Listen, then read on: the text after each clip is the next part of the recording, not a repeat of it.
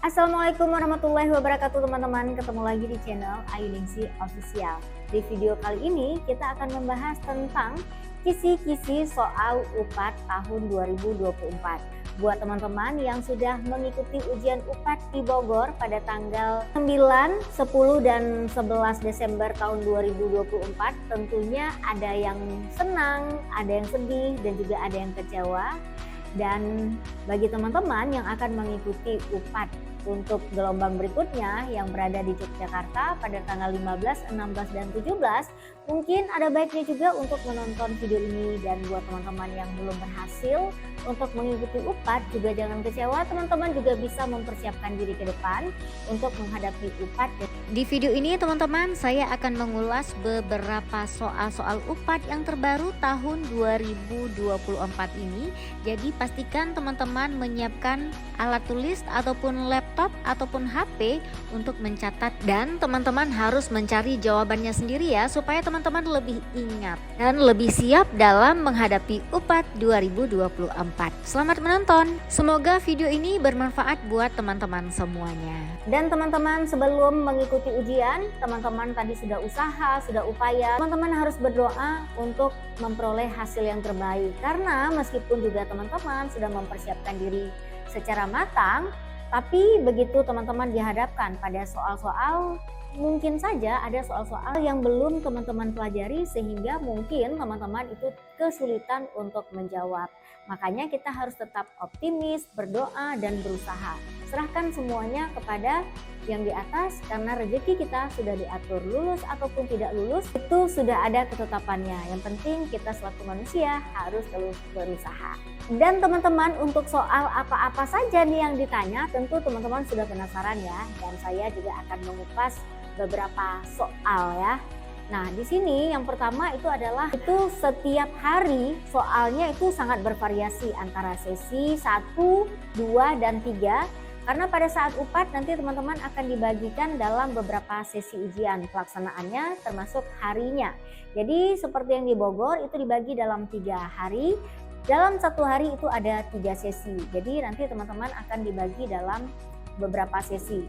Nah, ada pengalaman yang unik juga dan menarik pada saat UPAD di Bogor, di mana pada saat sesi 1 berlangsung itu ada terjadi kendala teknis sehingga banyak sekali itu laptop yang error dan tidak bisa digunakan oleh peserta, sehingga peserta yang tidak berhasil untuk login dengan PIN yang diberikan itu terpaksa harus keluar di dalam ruangan dan juga harus menunggu untuk masuk ke ruangan berikutnya sebagai pengganti dari sesi pertama yang tidak bisa diikuti akibat adanya error pada jaringan ataupun sistem. Namun ada juga beberapa teman-teman itu yang tidak bisa mengikuti di sesi siang dan juga harus mundur lagi sehingga baru bisa terlaksana ujiannya itu pada jam 4 sore. Nah, di sini juga apresiasi juga buat panitianya yang memang siap sedia untuk memberikan pelayanan dan juga memberikan ruangan untuk teman-teman yang sistemnya error, juga dengan fasilitas ada berupa makan siang dan juga ada snack-snack yang disajikan sehingga peserta yang sistemnya error itu tidak stres, jadi bisa menunggu di ruangan yang sudah disediakan dan juga bisa sambil menikmati hidangan yang disediakan oleh panitia. Nah, sekarang kita mulai ya untuk sesi-sesinya. Mungkin kita akan mulai dari hukum tanah dan juga hukum pendaftaran tanah. Nah, di sini teman-teman ada banyak sekali yang keluar soalnya. Dan itu juga tidak sama ya antara satu peserta dengan peserta yang lain, tapi banyak soal-soal itu yang terdapat kesamaan, sehingga mungkin pada hari pelaksanaan ujian yang kedua itu soalnya sudah berubah, tidak sama dengan soal UPAD di hari pertama. Begitu juga dengan hari ketiga, soalnya terus diperbaharui dan terus diupdate. Makanya di sini teman-teman harus kuasai peraturan sehingga teman-teman itu nggak kebalik jawabnya gitu. Nah, misalnya untuk hak atas tanah ataupun hukum tanah itu teman-teman harus menguasai Undang-Undang Pokok Agraria, yaitu Undang-Undang Nomor 5 Tahun 1960.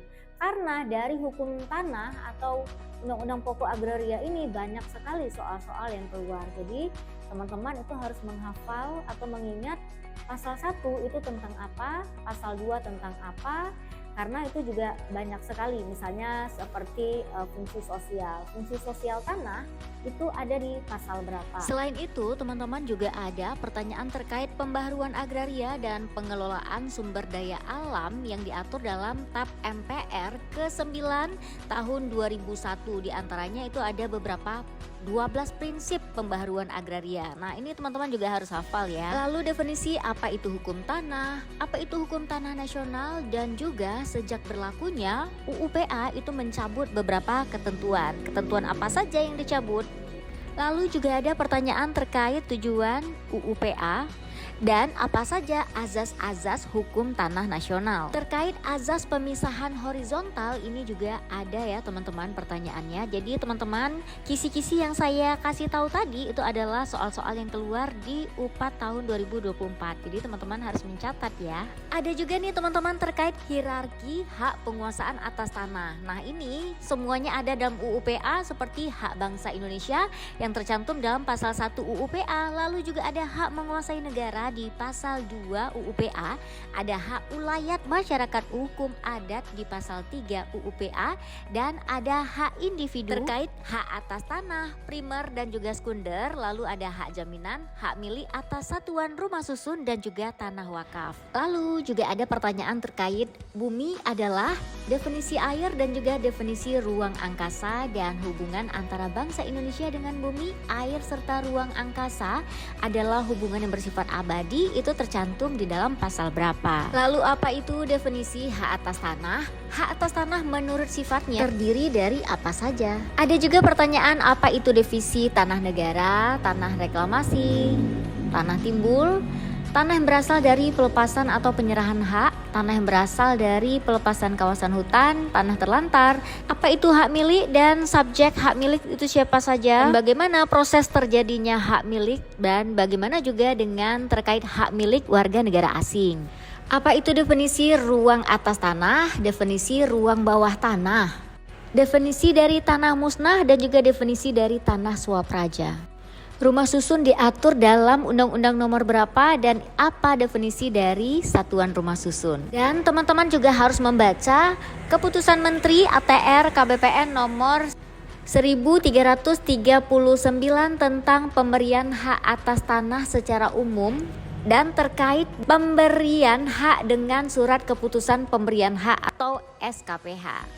Dan pejabat mana saja yang berwenang untuk menerbitkan SKPH tersebut. Teman-teman juga harus belajar tentang perubahan hak, apa itu perubahan hak, dan juga hukum hak tanggungan, dan juga dasar hukumnya. Hak kebangsaan, hak menguasai negara itu ada di pasal berapa dalam Undang-Undang Pokok Agraria. HGU, HGB, hak pakai, hak egendom, konversi, itu teman-teman juga harus kuasai, sehingga berapa jangka waktu HGB, HGU, hak-hak lama itu dikonversi dengan hak-hak baru itu menjadi hak apa, itu juga teman-teman harus menguasai.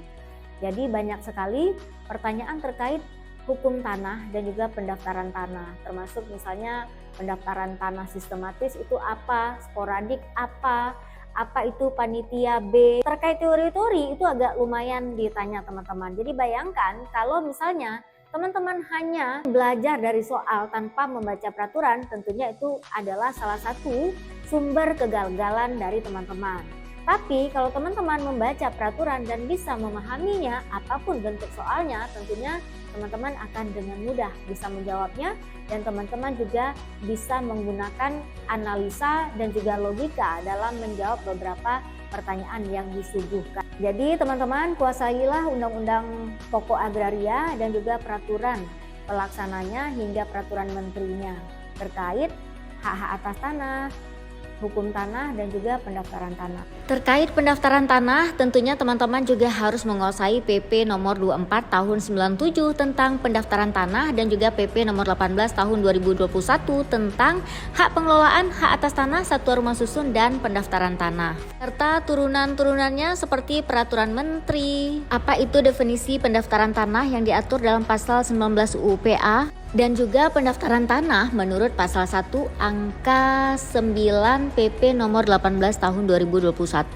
Apa saja rangkaian kegiatan yang dilakukan oleh pemerintah terkait pendaftaran tanah dan meliputi apa saja? Apa itu definisi bidang tanah, data fisik, data yuridis, adjudikasi, peta pendaftaran tanah, surat ukur, buku tanah, dan juga definisi dari sertifikat. Apa itu sistem pendaftaran tanah? Dan sistem pendaftaran tanah biasanya dikenal dengan pendaftaran tanah akta dan juga pendaftaran tanah hak. Apa definisi dari jenis pendaftaran tanah tersebut? Lalu sistem publikasi dan sistem publikasi yang dikenal, apa itu publikasi positif dan juga publikasi negatif. Azas-azas pendaftaran tanah apa saja dan apa tujuan dari pendaftaran tanah? Siapa pelaksana pendaftaran tanah dan objek pendaftaran tanah dan satuan wilayah tata usaha pendaftaran tanah itu meliputi apa saja? Apa itu pendaftaran tanah untuk pertama kali? Pemeliharaan data pendaftaran tanah apa dan meliputi apa saja? Lalu pendaftaran tanah secara sistematis definisinya apa, dan pendaftaran tanah secara sporadik itu definisinya apa? Apa yang dimaksud dengan PTSL? Teman-teman juga harus membaca terkait pelaksanaan pendaftaran tanah, itu pengumpulan data dan pengolahan data fisiknya seperti apa, lalu pengukuran dan pemetaan, serta nomor identifikasi bidang tanah atau NIB. Penetapan tanda batas dan juga pemasangan tanda batas terkait pengukuran dan penandatanganan peta bidang tanah, peta ruang dan juga surat ukur. Pembuktian hak dan juga pembukuannya. Pemeliharaan data pendaftaran tanah, pemisahan dan juga pemecahan, penggabungan dan pemindahan hak, izin pemindahan hak serta pemindahan tanah pertanian. Pemindahan hak melalui lelang, peralihan atas objek yang masih dibebani hak tanggungan, peralihan hak karena pewarisan, peralihan hak juga karena pewarisan yang disertai dengan hibah wasiat, tentunya juga teman-teman harus menguasainya ya. Pembagian hak bersama, peralihan hak karena penggabungan atau peleburan perseroan atau koperasi. Pembebanan hak dan perpanjangan jangka waktu hak atas tanah. Hapusnya hak atas tanah dan hak milik atas satuan rumah susun. Untuk materi kelembagaan ATR BPN, teman-teman juga jangan lagi berpatokan pada aturan yang lama, karena terkait kelembagaan ATR BPN itu sudah keluar Perpres yang terbaru, Perpres nomor 176 dan juga Perpres 177 di tahun 2024 ini. Jadi yang telah diundangkan pada tanggal 5 November yang lalu. Jadi teman-teman juga harus membaca karena banyak sekali tuh soal-soal yang keluar dari Perpres tersebut, dan juga kelembagaan ATR BPN. Permen ATR KBPN nomor 16 tahun 2020 dan nomor 17 tahun 2020, teman-teman juga harus menguasainya. Karena dari situ itu banyak sekali pertanyaan terkait dengan eselon-eselon yang ada di Kementerian ATR BPN. Selain eselon, apa fungsi-fungsi dari Setjen, Inspektorat, Dirjen atau Direktorat Jenderal 1, 2, 3, 4, 5, 6, 7 itu apa tugasnya, fungsinya apa. Jadi teman-teman juga harus membacanya. Apalagi misalnya terkait Dirjen 3, Ditjen Penetapan Hak dan Pendaftaran Tanah, yang menyelenggarakan perumusan dan pelaksanaan kebijakan di bidang pengaturan dan penetapan hak tanah dan ruang, pengaturan pendaftaran tanah dan ruang, pengaturan hak komunal, serta pengaturan dan penetapan tanah instansi pemerintah sesuai dengan ketentuan peraturan perundang-undangan. Teman-teman optimislah dengan cara belajar kita. Kita melihat saja misalnya terkait dengan dirjen-dirjen itu ada 7, jadi teman-teman cukup menghafalkan itu nama dirjennya saja. Misalnya Dirjen 1 itu adalah Dirjen Penataan Ruang, dan untuk tugas dan fungsinya itu teman-teman rata-rata kalau kita lihat itu di setiap dirjennya itu hampir-hampir sama semua. Yang pertama misalnya mereka adalah menetapkan perencanaan, pelaksanaan terkait dengan tugas-tugas tadi dari dirjen yang bersangkutan, yaitu di bidang perencanaan tata ruang dan pemanfaatan ruang sesuai dengan ketentuan peraturan perundang-undangan. Begitu juga dengan Direktorat Jenderal Survei dan Pemetaan Pertanahan dan Ruang, yaitu Dirjen 2 yang menyelenggarakan perumusan dan pelaksanaan kebijakan di bidang pengukuran dan pemetaan kadastral, pengukuran dan pemetaan dasar pertanahan, serta survei dan pemetaan tematik sesuai dengan ketentuan peraturan perundangan. Pertanyaan terkait kelembagaan ATR BPN seperti staf ahlinya ada berapa? Apa tugas dari Setjen, apa tugas dari Inspektorat, susunan organisasi Dirjen 1, Dirjen 2, Dirjen 3, Dirjen 4, dan Dirjen 5 serta Dirjen 6 itu teman-teman harus membaca. Termasuk juga eselon pada kantor wilayah dan juga kantor pertanahan. Lalu ada makna, lambang, dan juga warna logo Kementerian ATR BPN. Teman-teman juga harus menguasainya karena ada beberapa soal juga nih terkait makna, lambang, dan warna logo. Nilai-nilai Kementerian ATR BPN dan 10 kebijakan dasar pertanahan nasional. Penanganan dan juga penyelesaian kasus pertanahan. Klasifikasi kasus, sengketa, dan juga konflik itu meliputi apa saja? Penanganan perkaranya seperti apa? Lalu dampak negatif dari sengketa ataupun konflik pertanahan secara ekonomis, secara sosial, dan juga secara ekologi itu seperti apa? Pencegahan kasus-kasus pertanahan juga teman-teman harus membaca dasar hukumnya di Permen ATR BPN nomor 15 tahun 2024 tentang pencegahan kasus pertanahan. Nah, terkait kode etik itu juga seperti itu, teman-teman harus membaca aturan terkait kode etik karena dalam kode etik ini sebenarnya itu sangat erat hubungannya dengan definisi-definisi seperti apa itu IPAT, apa itu kode etik, apa itu pejabat pembuat akta tanah, pengurus pusat, pengurus daerah, pengurus wilayah, majelis kehormatan pusat, majelis kehormatan daerah, pelanggaran, kewajiban, larangan, sanksi, eksekusi. Apa ruang lingkup berlakunya kode etik terkait juga dengan kewajiban, larangan, dan hal-hal lain yang dikecualikan. Sanksi-sanksi apa saja jika dilakukan pelanggaran dan juga tata cara penegakan kode etik seperti apa. Pengawasan berjenjang yang dilakukan mulai dari pemeriksaan dan juga penjatuhan sanksi di tingkat pertama dan juga di tingkat banding, dan eksekusi atas sanksi-sanksi dalam pelanggaran kode etik.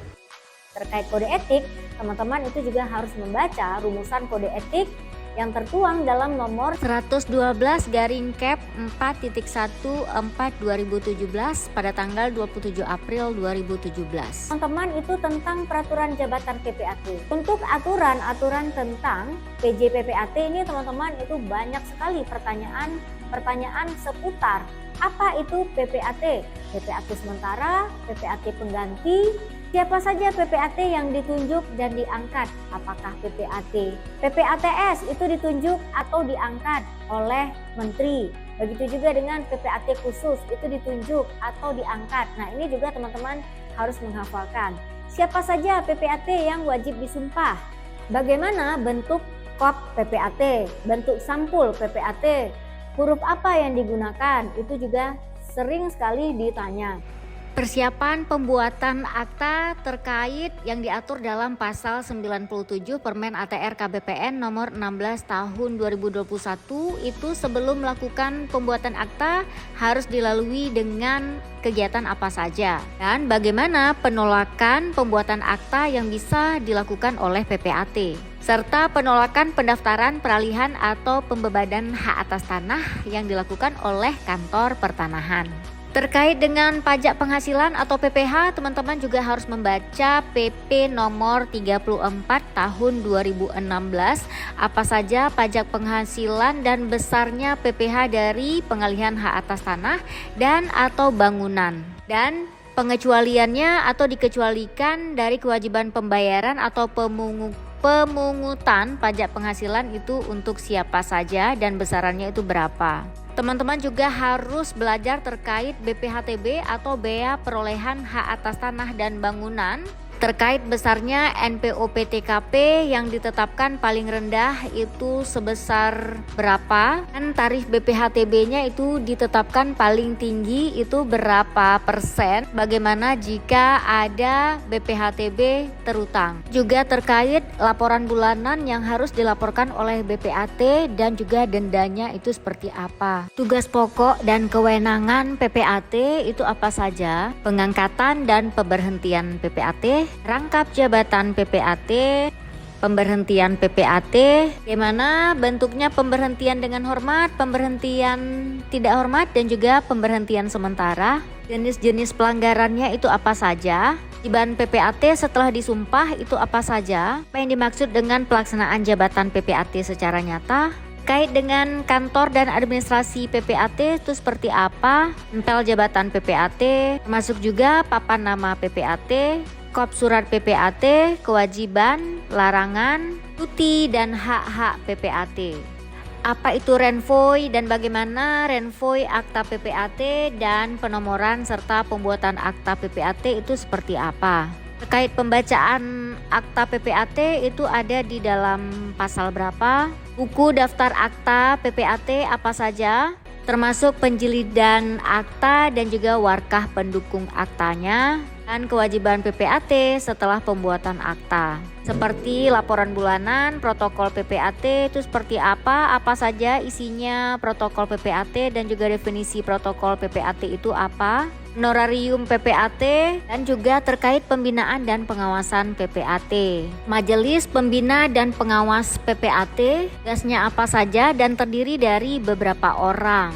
MPPP, MPPW, MPPD itu ada berapa orang dan unsur apa saja. Tugas Ketua Majelis Pembina dan Pengawas itu apa saja, dan bagaimana terkait dengan pemeriksaan PPAT. Hasil pemeriksaannya itu seperti apa, mulai dari MPPD, PPW, hingga hasil pemeriksaan di MPPP. Dan sanksi-sanksi apa saja, sanksi administratif terhadap PPAT.